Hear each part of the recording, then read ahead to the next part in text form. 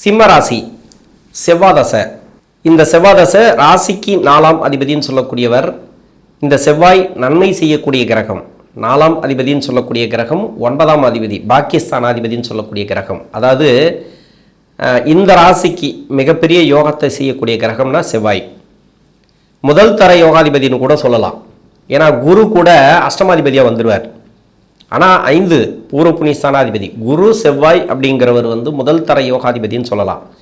அதில் இந்த செவ்வாயை பற்றி பார்க்கணும் அப்படின்னாக்கா மங்களக்காரகன், மண்மனைக்கு சொந்தக்காரகன், எல்லாமே கொடுக்கறது மண்மனை தான். அதாவது மண் வாங்கணும் அப்படின்னாலும் சரி, ஒரு இடம் வாங்கி வீடு கட்டணும் அப்படின்னாலும் சரி, அதாவது உற்பத்தி ஆகிறது. ஒரு இடம் வாங்கி போட்டால் மட்டும் பத்தாது, அந்த இடத்துல ஒரு வீடு கட்டணும், அதில் குடி போகணும் அப்படின்னா அந்த செவ்வாய் நல்லா இருக்கணும், ஸ்ட்ராங்காக இருக்கணும். அப்போ செவ்வாய் நல்லா இல்லை, நீசமாக இருக்குது, இல்லை கெட்டு போயிருக்கு, அதாவது 6-8 பலன்கள் கெட்டு போயிருக்கு, அவங்களாம் வீடு வாங்க மாட்டாங்களா அப்படின்னா கிடையாது. லக்ன சுபரா அப்படின்றது மட்டும் பார்க்கணும். ஒன்று எப்படியாவது ஒன்று. அப்போ லக்னத்துக்கும் பாவகிரகமாக வந்தால் அப்போ வீடே கட்ட முடியாதா? அப்படி கிடையாது. இவர் 4 கூடைய கிரகம். இன்னொன்று கோச்சார ரீதியாக சனி பகவான் அந்த பார்வை இருக்கு இல்லையா, அந்த பார்வை செவ்வாய் மேலே பதியும் போது கன்ஃபார்மாக ஒன்று வீடு கட்டுறது, ஒரு ப்ராப்பர்ட்டி வாங்குறது, அது மாதிரி கொடுக்கும்.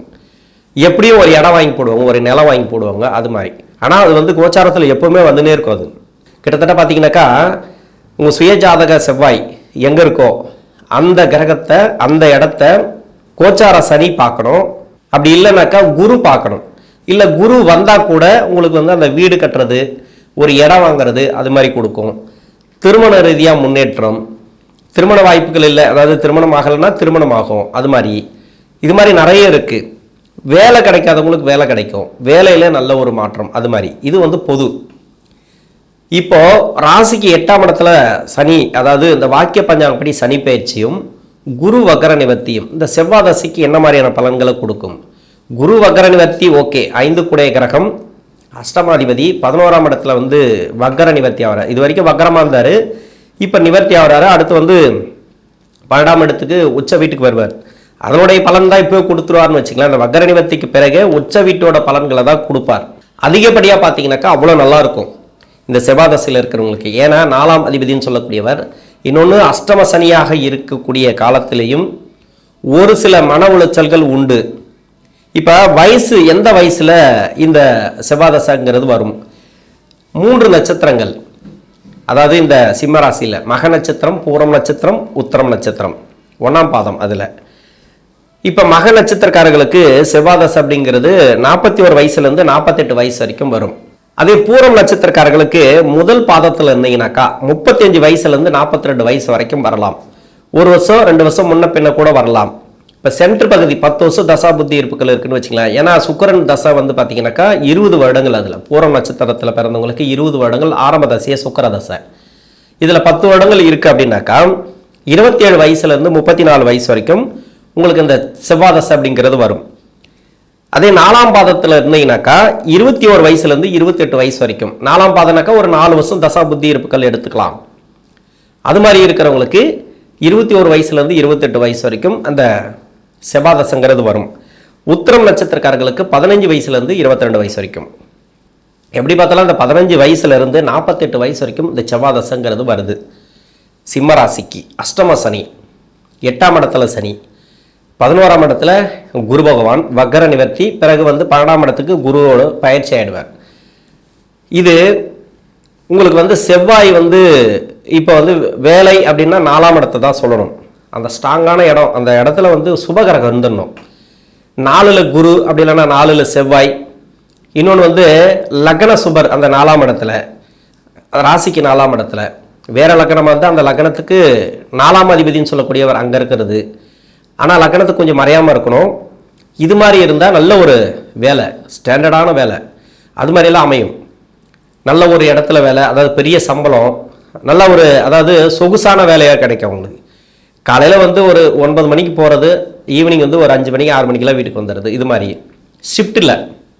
காலையில் 8 மணிக்கு போனாங்கனாக்கா 2 மணிக்கு 3 மணிக்கு வேலைக்கு வீட்டுக்கு வந்துடுவாங்க. அது மாதிரி நிறைய ஃப்ரீ டைம் கிடைக்கும், நல்ல சம்பளம் கிடைக்கும். இது மாதிரிலாம் சொகுசு வாழ்க்கை, சொகுசு வேலை, ஃப்ரீயான வேலை, ரொம்ப அலைச்சல் இருக்காது. இது மாதிரிலாம் நிறைய பேர் இருப்பாங்க.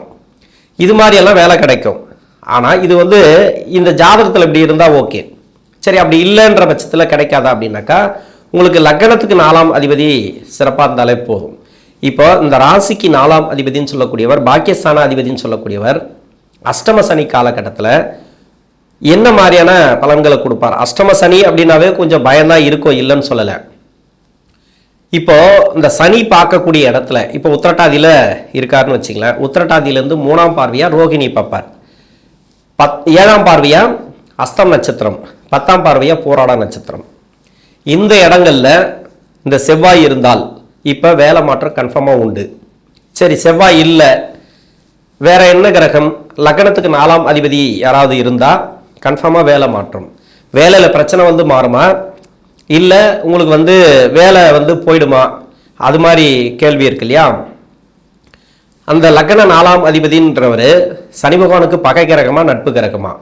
இன்னொன்று லக்னத்துக்கு மறைவு ஸ்தானத்தில் இருந்தால், இதெல்லாம் இருக்கு, இவ்வளோ இருக்கு. ராசிக்கு மறைவு ஸ்தானத்தில் இருந்தால் கொஞ்சம் வேலை பிரச்சனை வந்து வேலை போகும். அவரே வந்து நல்ல அமைப்பில் இருந்தான்னு வச்சுங்களேன், ஒரு ப்ரொமோஷன், வேலை போகாது, ப்ரொமோஷன் கிடைக்கும். ஒரு இடம் மாற்றம், ஒரு சேர் மாறுறது, அப்படியே ஒரு அந்த கம்பெனிலேயே ஒரு இடம் மாறி நல்ல சம்பளத்தில் உட்கார்றது, அது மாதிரி கொடுக்கும். அப்போ தொழில் செய்கிறவங்க வந்து கொஞ்சம் கவனமாக இருக்கணும். ஏன்னா தொழிலுக்கு நம்ம சொல்ல முடியாது. எப்படி சொல்ல முடியாதுன்னா, நீங்கள் யாராகிட்டலாம் கான்டாக்ட் வைக்கிறீங்களோ, பெரிய கம்பெனியாக இருந்தாலும் சரி, தொழிற்சாலையாக இருந்தாலும் சரி, அதுவும் இல்லாத ஒரு சின்ன பொட்டி கடையாக இருந்தாலும் சரி, மளிகை கடையாக இருந்தாலும் சரி, ஒரு ஹோட்டலாக இருந்தாலும் சரி, வரவு கொஞ்சம் கம்மியாக வரும். நீங்கள் கான்டாக்ட் எங்கெங்கெல்லாம் வச்சுக்கிறீங்களோ அவங்களுக்கெல்லாம் வந்து அவயோக தசைகள் இருந்துச்சுன்னா ஏமாற்றிட்டு போயிடுவாங்க, மணி லாக் ஆகும், பண பிரச்சனை வரும் அவங்களுக்கெல்லாம். அதனால் தொழில் செய்யக்கூடிய நபர்கள் ரொம்ப கவனமாக பண்ணணும் இந்த செவ்வாய் தசையில். செவ்வாய்ங்கிறது நல்ல கிரகம் தான், இல்லைன்னு சொல்ல. இது முடிஞ்ச அளவு இந்த ராசிக்கு வந்து செவ்வாய் காப்பாற்றும், உங்களை எந்த அளவுக்கு காப்பாற்றணுமோ அந்த அளவுக்கு காப்பாற்றும். ஆனால் அது மறைவு ஸ்தானத்தில் இருந்துச்சுன்னா போராடி காப்பாற்றும், உங்களுக்கு கெடுதல் நடக்காமல் பார்த்துக்கும். ஆனால் நீங்கள் தேடி போய் ஒரு கெடுதலை பண்ணிப்பீங்க, ஒரு முதலீடு போட்டு நஷ்டம் பண்ணுறது, ஆசைகளை இந்த டைமில் வளர்த்துக்கிறது அதிகமாக. உடனே வந்து ஒரு பணம் வந்து ஒரு அதிர்ஷ்டம் வந்துருமா, லாட்ரி வருமா, லாட்ரி கிடைக்குமா, அதில் எதனா வருமானு பார்க்கறது. இன்னொன்று வந்து ஜாக்பாட் அடிக்குமான்னு பார்க்கறது, திடீர் அதிர்ஷ்டம் சொத்து வருமா, யாராவது கொடுத்துருவோம், ஏதோ ஒரு வகையில். இல்லை நம்ம ஒரு தொழில் பண்ணி தொழில் வந்து நல்ல வளர்ச்சியை கொடுக்கணும், நம்ம திடீர்னு வந்து ஒரு தொழில் பண்ணணும் அப்படின்ற மாதிரி ஒரு எண்ணம் வர்றது. இவங்கெல்லாம் வந்து கொஞ்சம் சுய ஜாதகத்தை செக் பண்ணுறது நல்லது. இந்த டைமில் உங்களுக்கு ஏதாவது மாற்றணும்னு நினச்சாலே ஜாதகத்தை செக் பண்ணுங்க, இல்லைன்னா மாற்றாதீங்க. ஏன்னா தொழிலை மாற்றி விட்டுட்டு நல்லா போக வைக்க இல்லைன்னு சொல்லலை, மொத்தமாக லாக் பண்ணி விட்டுரும். கடைசியில் வந்து அது மாதிரி பண்ணும். தொழில் செய்யக்கூடிய நபர்கள் மட்டும் கொஞ்சம் கவனமாக இருக்கணும், இவங்களுக்கு மட்டும்தான். நீங்கள் மாச சம்பளத்தில் இருக்கிறீங்கனாக்கா பெருசாக ஒன்றும் இல்லை. இப்போ வந்து எதிர்பார்ப்புகளை மட்டும் கொஞ்சம் கம்மி பண்ணிங்க. இந்த ப்ரொமோஷன் கிடைக்கிறது, அது மாதிரி மேல் அதிகாரிகளோட தொந்தரவு நிறைய இருக்கும். தேவையில்லாமல் நல்லா பேசிகிட்டு இருக்கிற மனுஷன் கூட ஏதாவது ஒன்று சொல்லினே இருப்பாப்புல, சிறுன்னு ஏதாவது ஒன்று சொல்கிறது, கடுவு பொரியிற மாதிரி. எண்ணெயில் கடுவு போட்டால் எப்படி பொரியுமோ அது மாதிரி பொரிவாங்க, நம்மளை பார்த்தாலே ஆகாது. அது மாதிரி இல்லை, ஏதாவது ஒன்று வேலை வைப்பாங்க, அந்த வேலை முடிகிற டைம் நம்ம அவசரமாக கிளம்பிட்டு இருப்போம், வீட்டுக்கு போகிறோன்னு இந்த வேலையை முடிச்சுட்டு போங்க அப்படின்வாங்க. எக்ஸ்டன் ஆகிடும், 1 hour எக்ஸ்டன் ஆகிடும். அதாவது டியூட்டி அதிகமாகும் தவிர வருமானம் அதிகமாகாது. அது மாதிரி எதிர்பார்ப்புகளை கொஞ்சம் கம்மி பண்ணிங்க, ஒரு 1.5 வருஷம் தாங்கிக்கிங்க, அதன் பிறகு தான் உங்களுக்கு நல்லது அப்படின்னு சொல்லலாம். ஆனால் நல்லபடியாக போயிட்டுருக்கு அப்படின்னா உங்களுக்கு தசை சரியாக இருக்குது. இல்லைன்ற பட்சத்தில் கொஞ்சம் கவனம் தேவை. உங்களுக்கே தெரியும், உங்கள் மைண்டுக்கே தெரியும் சுற்றி ஏதோ ஒன்று நடக்குதுன்ற மாதிரி. அப்போ நீங்கள் உஷாராக இருக்கணும். வீடு கட்டுறது, ப்ராப்பர்ட்டி சேர்க்கை, இது எல்லாமே இந்த செவ்வாய் தசையில் கொடுக்கும், கன்ஃபார்மாக கொடுக்கும். அதெல்லாம் வந்து பார்த்தீங்கன்னாக்கா, நான் இவ்வளோ கஷ்டத்தில் இருக்கிறேன், வேலை வந்து எனக்கு ரொம்ப தடுமாற்றமாக இருக்குது, ஆனால் நான் எப்படி வீடு கட்டுவீங்க. ஏதோ ஒரு வகையில் உங்களுக்கு வந்து இப்போ பிளானிங் இருக்கும், வீட்டில் கணவன் மனைவி சேர்ந்து ஒரு பிளான் பண்ணியிருப்பீங்க, வீடு கட்டணும், இல்லை இடம் வாங்கணும், ஏற்கனவே இடம் வாங்கி போட்டிருப்பீங்க, அதை வேணால் கட்டலாம் அப்படின்ட்டு. நிறைய பேருக்கு இந்த டைமில் வரும். இந்த செவ்வாய் தசையில் இருக்கிறவங்களுக்கு வீடு கட்டலாம், அதை வந்து குடி போகிறது எல்லாமே நடக்கும். அதாவது உங்கள் கையில் உங்கள் தசை நல்லா இருக்குன்னு வச்சிங்களேன், உங்கள் கையில் இருக்கிற காசு வந்து செலவாகும், அது சுப செலவாக மாற்றுங்க. ஒன்று சுப செலவாக மாற்றுங்க, இல்லைன்னா சுப செலவாக நடக்கும். இப்போ வீடு கட்டுறது, வண்டி வாகன சேர்க்கை, அப்படி இல்லைனாக்கா வாரிசுகளுக்கு செலவு, படிப்பு செலவு, அவங்களுக்கு தேவையான செலவு, வீட்டுக்கு எதனா பொருள் வாங்கி போடுறது, இது மாதிரி உங்களுக்கு தேவையான செலவுகள் வந்துனே இருக்கும், இதோ ஒன்று வந்துனே இருக்கும். உடல் ஆரோக்கியம் கன்ஃபார்மாக நீங்கள் பார்த்துக்கணும். இந்த டைமில் உணவு பழக்க வழக்கத்தில் ரொம்ப ரொம்ப கவனமாக இருக்குது செவ்வாய் தசையில் இருக்கிறவங்க. ஏன்னா 4 கூடை கிரகம் இல்லைன்னு சொல்லலை, தாயாரின் உடல்நிலையில் ரொம்ப ரொம்ப கவனம் தேவை. அவங்களுக்கு வந்து மருத்துவம் ஏதாவது ஒன்று திடீர்னு ஏதாவது ஒன்றா பார்த்துருங்க. அதாவது நெகட்டிவாக கிடையாது, கொஞ்சம் விட்டிங்கனாக்கா ஒரு 2 நாள் போட்டோம் அப்படின்னு விட்டிங்கனாக்கா இன்னும் அதிகமாக செலவு அதிகமாகும். இன்னைக்கு 1000 ரூபாய் முடியறது 4000 ஆகும் நாளைக்கு போனால். அதனால உடனே நீங்கள் அவங்கள பார்த்துக்கிறது நல்லது. உணவு பழக்க வழக்கங்களையும் அவங்களுக்கு கவனமாக இருக்கணும். இது செவ்வாய் தசையில் இருக்கிறவங்களுக்கு மெயினாக பார்த்தீங்கன்னாக்கா கணவன் மனைவிக்குள்ளே ஏதாவது பஞ்சாயத்து வந்துச்சுனாக்கா பேசி தீர்த்துங்க. வாக்குவாதங்களை தவிர்ப்பது நல்லது. இது அஷ்டம சனி காலம். இன்னொன்று பார்த்தீங்கன்னாக்கா குரு வக்கர நிவர்த்தி ஆகிற இல்லைன்னு சொல்ல, நான் அதை பற்றி சொல்லவே இல்லை. ஏன்னா அஷ்டம சனி காலகட்டத்தில் எந்த கிரக பயிற்சியும் பெருசாக வேலை பார்க்காது. குரு அதை கொடுப்பார், இது கொடுப்பார், 12ஆம் இடத்துக்கு வராரு, ஓகே வருவார், இல்லைன்னு சொல்லலை. அவர் பாட்டு அவர் இருப்பார். அவரோட காரகத்துவம் என்னவோ அதுதான். என்ன ஒன்று, ஏதோ ஒரு புத்தி மாறுது இந்த வருஷத்தில். இந்த குரு பயிற்சிக்கு முன்னாடியோ இல்லை குரு பயிற்சிக்கு பிறகோ செவ்வாய் தசையில் இருக்கிறவங்களுக்கு ஏதோ ஒரு புத்தி மாறுது. அந்த புத்தி நடத்தக்கூடிய கிரக டேட் மாறுது அப்படின்னாக்கா ஒரு சின்ன ஸ்ட்ரகிள் இருக்கும். ஸ்ட்ரகிள் மீன்ஸ் என்னன்னா நல்லதும் நடக்கலாம், ஒரு சில மாற்றங்களை கொடுக்கலாம், ஒரு சில தடுமாற்றங்களை கொடுக்கலாம். அதை தான் நம்ம கோச்சார பலன்களை வச்சு சொல்கிறது. இந்த குரு பயிற்சி ஆனால் அப்படி நடக்கும் அப்படி நடக்கும்னு சொல்கிறது. ஆனால் இந்த செவ்வாய் தசைக்கு உங்களுக்கு உடல் ஆரோக்கியம் கன்ஃபார்மாக நீங்கள் பார்த்தே ஆகணும். உணவு பழக்க வழக்கம் டைமுக்கு சாப்பிட்ருங்க. பெருசாக திங்க் பண்ணாதீங்க, ரொம்ப யோசிக்காதீங்க. என்ன போதும் விட்டுருங்க ஒரு 1.5 வருஷத்துக்கு, சரிங்களா? அது மட்டும். தொழில் விருத்தி பண்ணுறேன் அப்படின்ட்டு நிறைய இன்வெஸ்ட்மெண்ட் வேணாம். பண்ணால் கொஞ்சம் கை கடக்கமாக பண்ணுங்கள், லிமிட்டாக பண்ணுங்கள். உங்களால் எது பண்ண முடியுமோ அதை மட்டும் பண்ணுங்கள். வெளியாட்களை நம்பி பணம் கொடுக்கறது வாங்கிறது கொஞ்சம் கவனமாக இருங்க இந்த செவ்வாய் தசையில் இருக்கிறவங்களுக்கு.